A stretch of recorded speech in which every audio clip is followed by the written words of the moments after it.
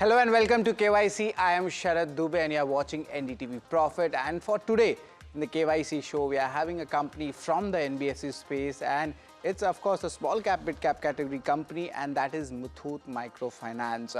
But the question remains is the NBFC sector coming in for a turnaround? RBI MPC meet is also coming next week, and we will be focusing on the interest rate sensitive theme as well.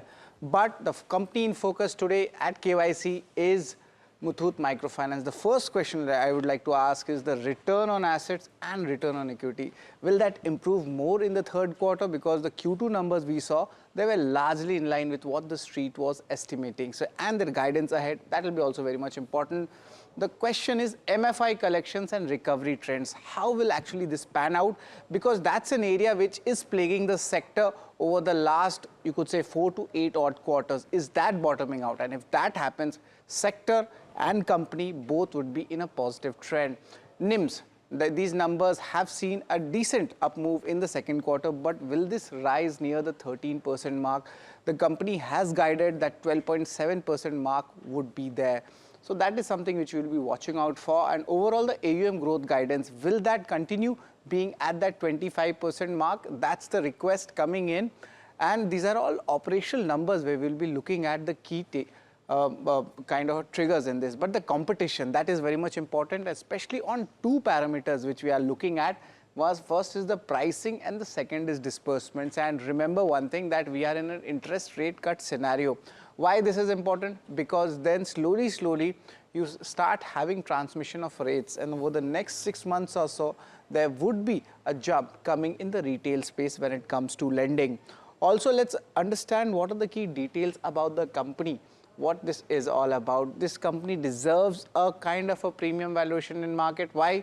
Because of a very strong parentage. It's a subsidiary of Muthoot Group. That's why there is a valuation premium attached to it. Now, the company provides microloans to female customers. The focus is on rural regions, all of them having lower bases.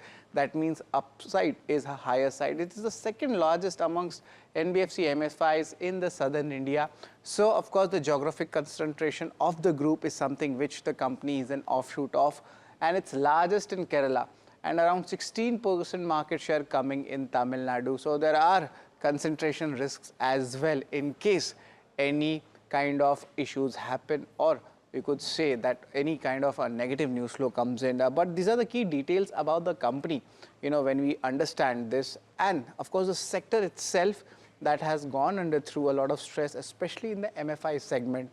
And now, if that improves, then it will be a strong up move in the sector as well as the company.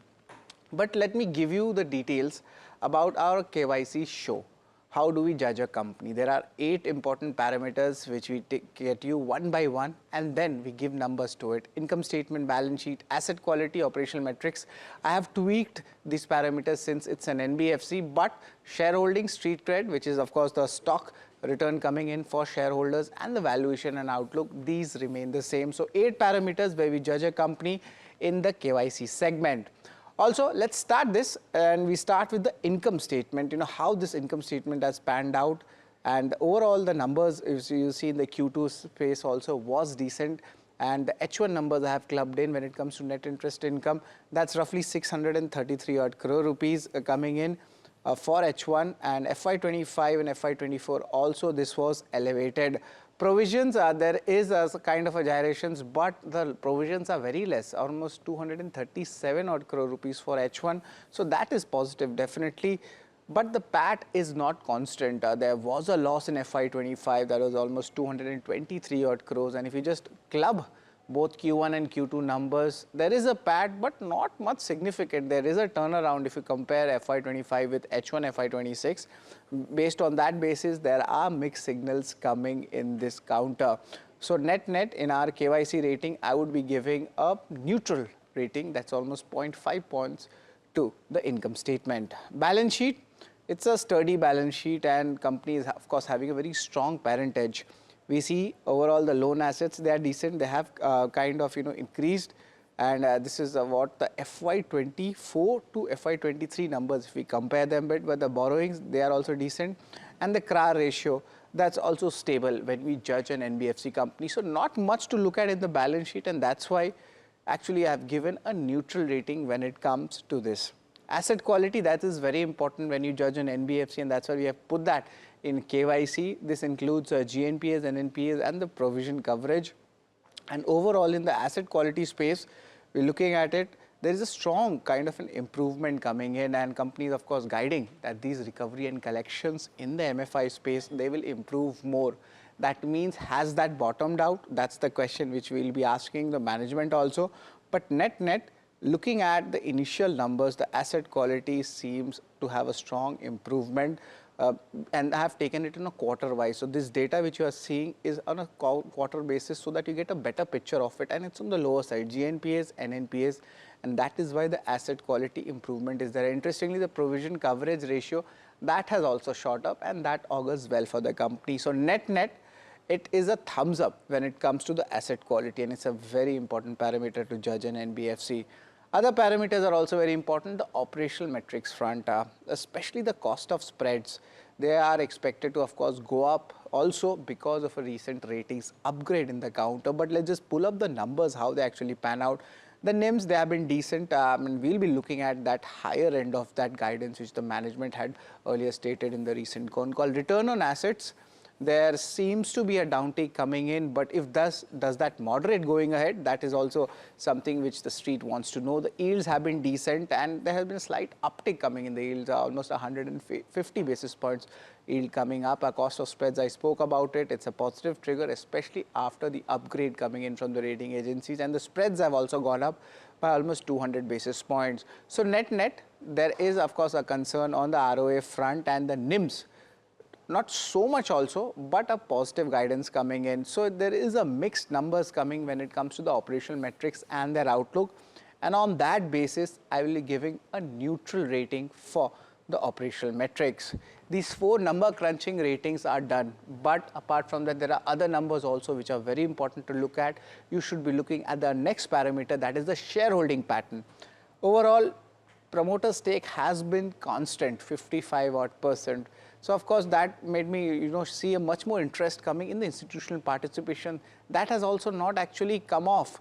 FIs have still maintained almost 23% odd, and generally NBFCs having such a high FI exposure is a very important strength, or you could say a good indicator that the stock is owned properly from an institution perspective. DI is not much of it, and there's one reason for it, because of its nature. The market cap is on the lower side. A lot of higher valued NBFCs or large positionings in banks and PSUs are already there, and that is why we are seeing that DI positioning, even though it has kind of improved from the June 25 numbers, there has been an improvement of roughly 35 basis points, but still it is under-owned as per my analysis. Public numbers are pretty decent, 17% odd.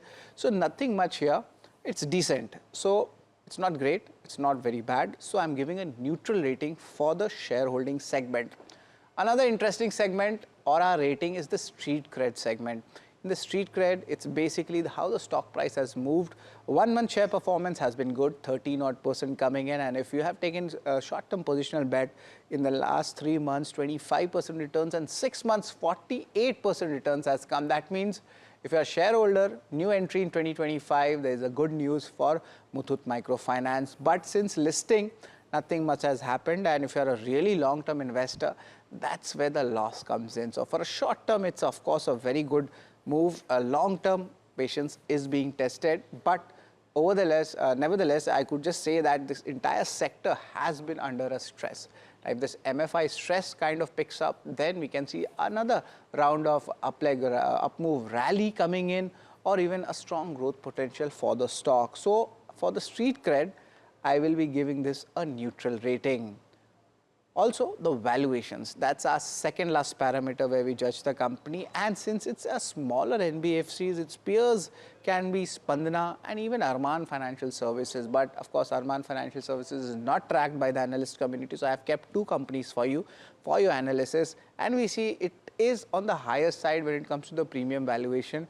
There are 2 reasons for it. First is of course it comes from a very strong parentage, which is the Muthoot Group. And second of all, the operational parameters are still better as per my comparison with Spandana Sphurti. That's why the company is commanding a valuation which you could say is on the premium side, but it's not very expensive.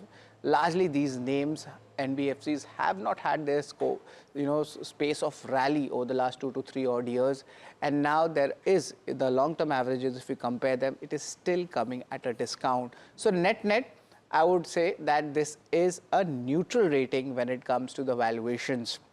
So totally we have done 7 ratings till now, but the most important rating, the forward-looking statements, the outlook, that is something which we look at, and this is coming in for FY26.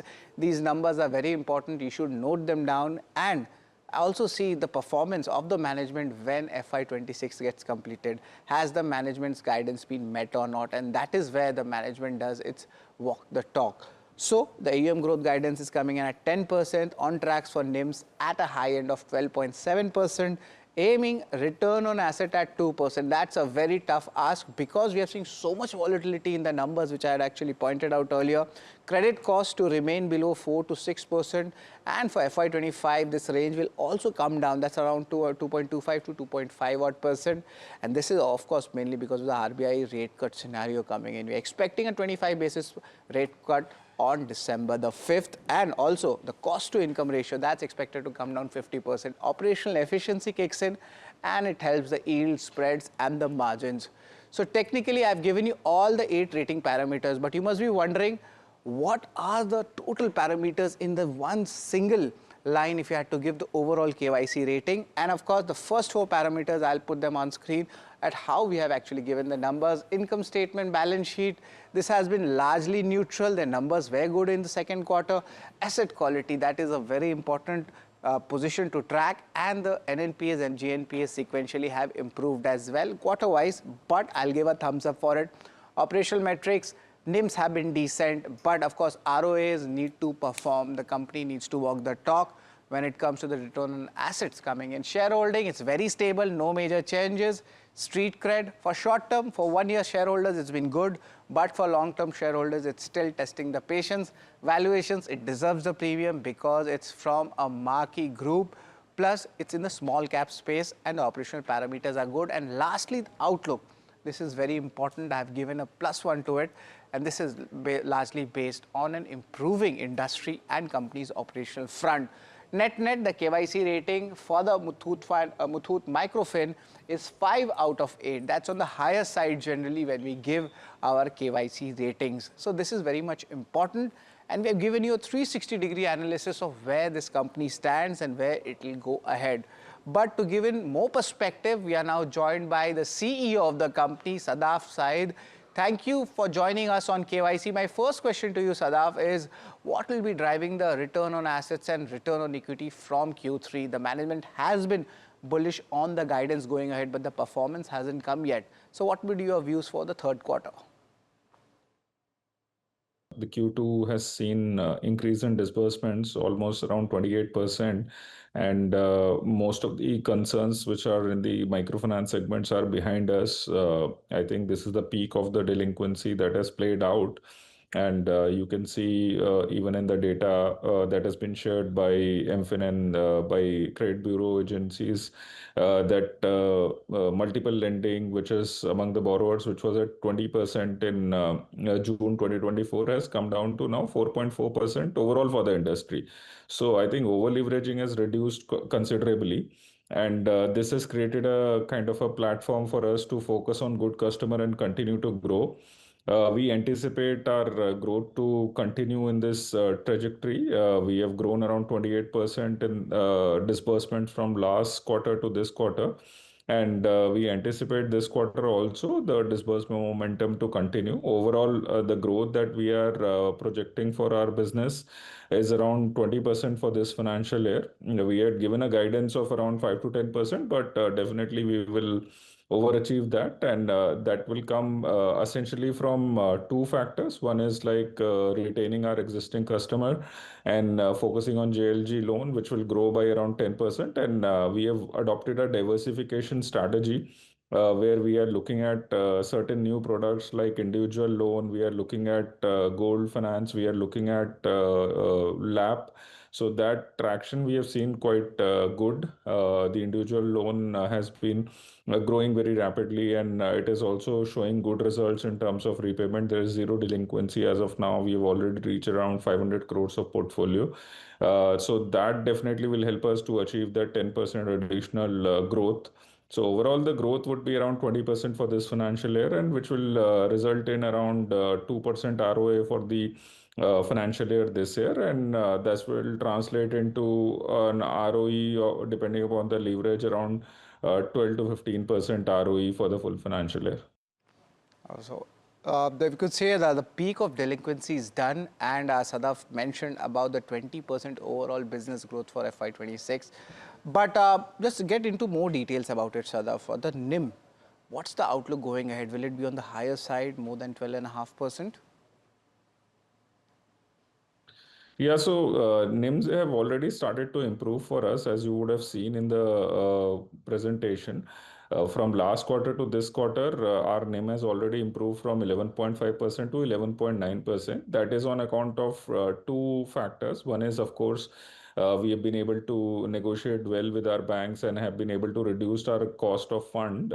We have reduced our cost of fund from 11.02% to around 10.6%. Our marginal cost of funding is around 9.6% as of today.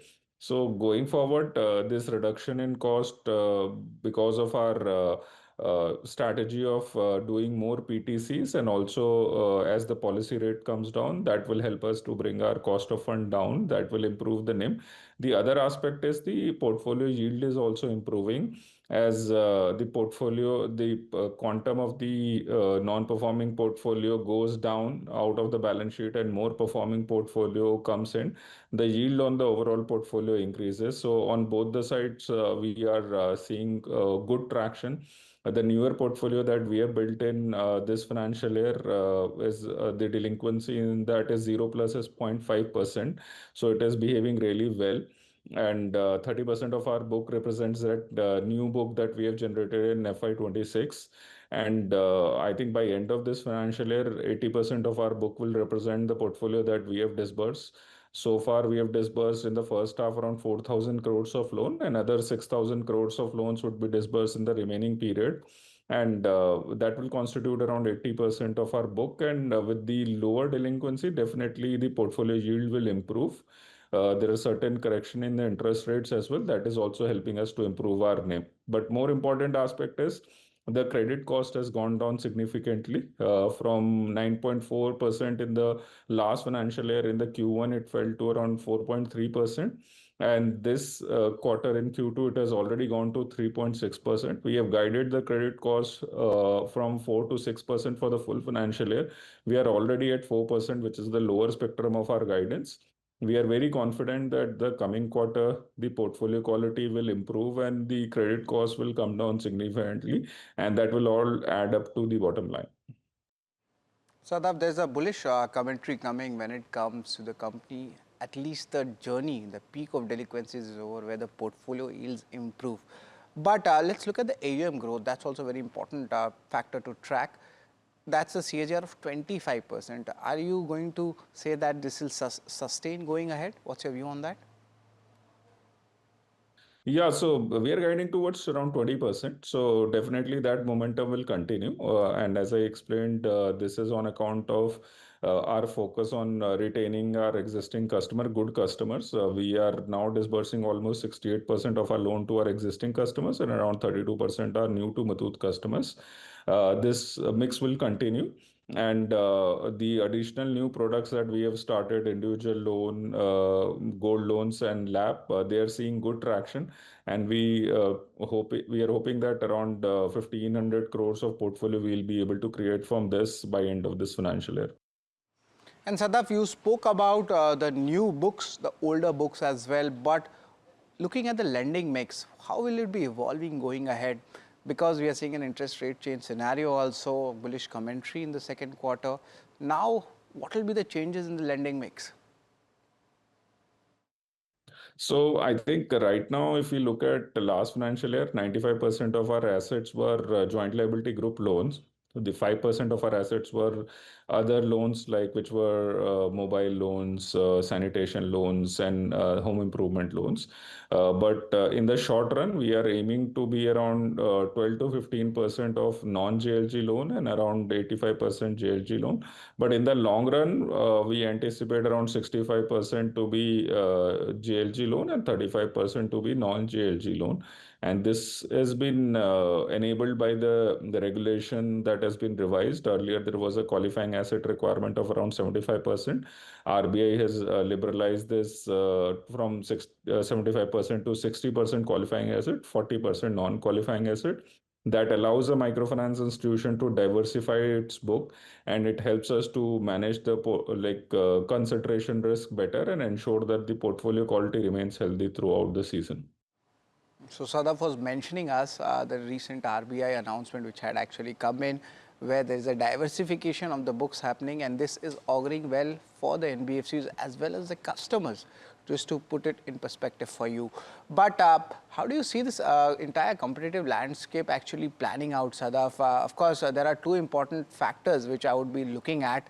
That would be the pricing, because there's a lot of competition happening in this space, and the disbursement velocity. There is a roughly 6,000 crore velocity of disbursements the company has stated earlier in this interview. But if you take these two parameters, what will be your view, or how is Muthoot Microfinance placed against its competitors? See, I think this year has been a landmark year in terms of differentiating between institutions which are well managed, well capitalized, and are practicing a good risk management strategy. So those institutions are able to withheld this crisis and face this crisis a slightly better, and they have come out good. Like us, we have a capital adequacy of around 29%, and we have good support from all our lenders. We continue to get funds from all our lenders. We have enough liquidity and enough sanctions in our hand to continue to grow. So the institutions which have adequate capital and a good risk management strategy, good underwriting practice, will continue to grow. But there are certain institutions, mostly smaller institutions, their capital adequacy is to the brim. So I think they will have challenges. They would have to either raise capital, which is difficult in this environment, or look at either merging or scaling down. So I think there'll be a few institutions, large institutions, which have adequate capital and good risk management practices. They will continue to grow. The smaller institution might consolidate. Of course, Sadaf, the asset quality, that has actually played out on a very good manner when it comes to the improvement numbers, and we have broken that down in the sequential basis. What's the outlook going ahead for this segment? Definitely, we are seeing an improving trend. As I explained to you, that our new disbursement is seeing a very good repayment trend. There is a 99.8% repayment in our recent quarters, and if you look at our delinquency for the loans that we have originated this financial year, around 4,000 crores worth of assets, it's around 0.5%, 0 plus.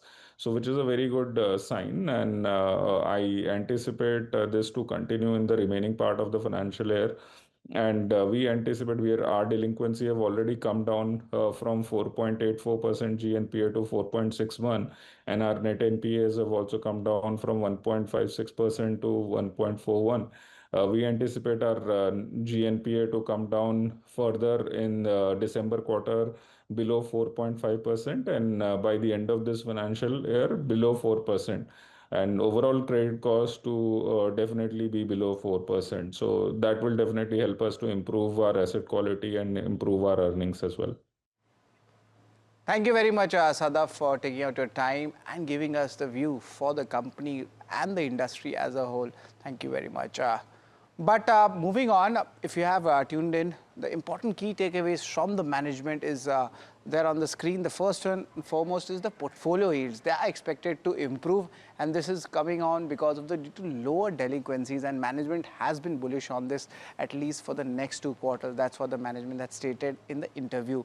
Also, the second important thing is the credit costs. They have gone down significantly, and management has stressed on that. Then the lower end guidance of these numbers would be coming in the third odd quarter.